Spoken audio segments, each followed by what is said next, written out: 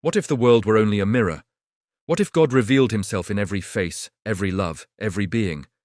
This man shook Islam, philosophy, and even the West. He was called the greatest master. This is the story of Ibn Arab, the sage of Al-Andalus. Ibn Arabi was born in 1165 in Murcia, a part of Al-Andalus, which was a beacon of knowledge and spirituality in the medieval world. His background seemed to pave a very clear path for him. His father was a high-ranking officer in the Almohad army, and his mother hailed from a noble Berber tribe with deep connections across the Maghreb. For a young man in his position, the future was all but written. Join the army, gain power, and climb the ladder of a successful political career. He was on track to become a man of influence, a man of the world. But at the age of 15, everything changed. A single moment, a profound vision, would shatter his worldly ambitions and set him on a completely different course. It happened in the great mosque of Cordoba. There, amidst the forest of iconic arches, he witnessed something that struck him to his core. He saw a prince, a man of immense power and authority, bowing in total humility during prayer. In that instant, a powerful realization washed over him. He thought to himself, if a ruler, a man who commands armies and holds the fate of others in his hands, submits like this before God, then this world, with all its power and glory, is truly nothing. That day was a turning point. He made a radical decision. He abandoned his military training, turned his back on the pleasures and possessions he once knew, and fully embraced the Sufi path, the mystical heart of Islam. Not long after this spiritual awakening, his father, perhaps concerned or simply curious, arranged a meeting with one of the greatest minds of the era, Averroes, or Ibn Rushd. The encounter was legendary. Averroes, the towering philosopher of rationalism, met the young, spiritually awakened Ibn Arab. The old sage immediately recognized something extraordinary in the young man. He saw that Ibn Arab had accessed a form of knowledge that went far beyond pure reason and logic. It was a knowing of the heart, a direct spiritual perception. This meeting confirmed that the young man was destined for a unique path, one that would bridge the worlds of intellect and divine revelation. Following this period of intense inner change, Ibn Arab took a decisive step. He sought complete solitude. For over a year, he withdrew from the world, finding refuge in a cave surrounded by a cemetery. This was not a retreat out of fear, but a deliberate dive into the depths of his own soul. It was in this profound isolation, in the silence between worlds, that he experienced his great illumination. He later wrote, "I received illumination before sunrise." He described it as an ecstatic rupture, a complete spiritual rebirth. He looked back at his entire life before this moment and called it his period of Jahiliyyah, a state of ignorance. The worldly young man was gone. In his place, a spiritual master was born, forged in silence and divine light. In the year 1200, at the age of 35, he received another divine signal. It was time to leave his homeland. He departed from Al-Andalus, never to return. This marked the beginning of his sacred journey, a pilgrimage that would take him across the entire Islamic world. He traveled to the great centers of faith and learning: Mecca, Baghdad, Cairo, Jerusalem, Konya, and finally Damascus. Each city was a new chapter, a new layer of understanding. It was in Mecca, the heart of Islam, that he had a fateful encounter. He met a young woman of extraordinary beauty and wisdom named Nizam. For Ibn Arab, she was not just a person. She was the earthly embodiment of divine wisdom itself. She became his muse, his spiritual inspiration, much like Beatrice was for Dante.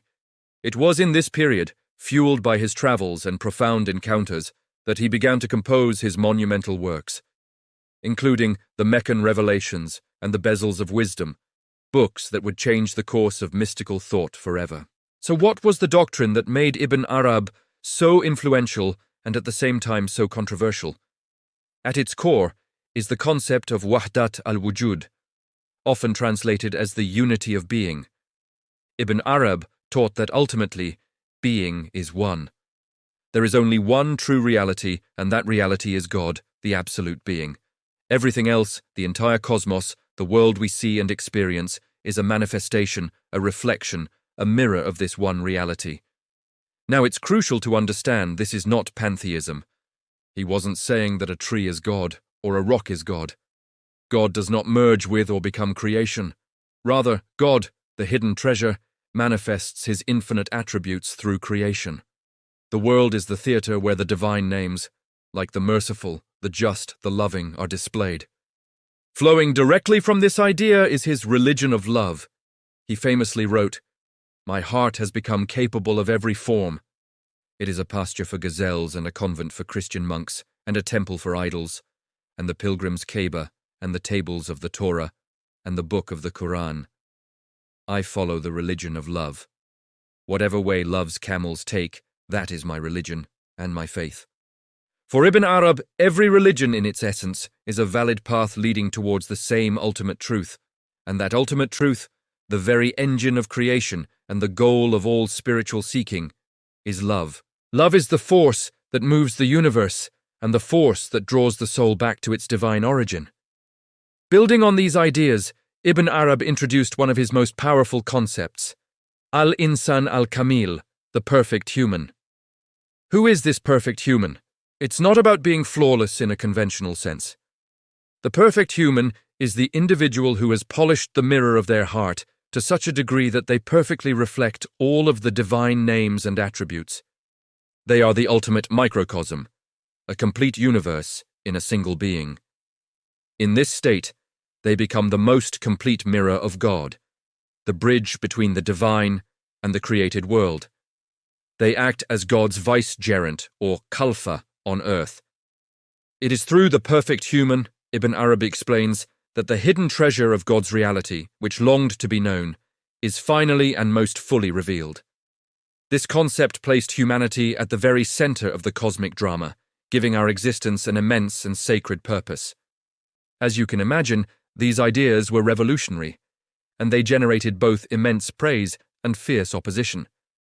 He was hailed as the greatest master, Shaykh al-Akbar, by countless Sufis, mystics, and philosophers who saw in his work the deepest expression of spiritual truth. His influence stretched beyond Islam, touching Christian mystics and thinkers in the West, but his teachings also drew intense criticism. Figures like the scholar Ibn Taymiyyah, and later the Wahhabi movement, attacked his doctrine of the unity of being, accusing him of heresy and blurring the lines between the creator and creation. Even today, his work disturbs the comfortable and challenges the dogmatic because its ultimate effect is one of liberation. Freeing the soul from narrow confines, Ibn Arab passed away in 1240 in Damascus, where his mausoleum remains a place of pilgrimage. In the end, Ibn Arabi's legacy is a profound reminder of one essential truth. God is not a distant entity found only in ancient books or stone buildings. He reveals himself constantly, in the beauty of the world, in the mystery of love, in the face of the other, and most importantly in the depths of our own hearts. Thank you for watching. If you found this journey insightful, please like, subscribe, and join us for more explorations into the great minds of history.